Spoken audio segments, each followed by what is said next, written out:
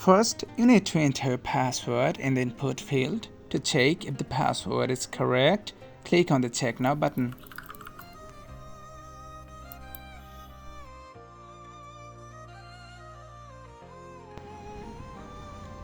Authentication successful. Then you have to click Login Now button. Here is the notification. Please open ChatGPT.com in a tab first.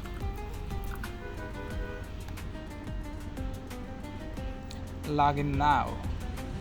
Importing your account, login successfully.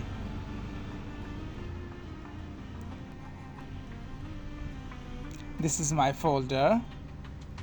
When you buy a password from me, then you can access your folder. No one can access your folder. This is your private folder.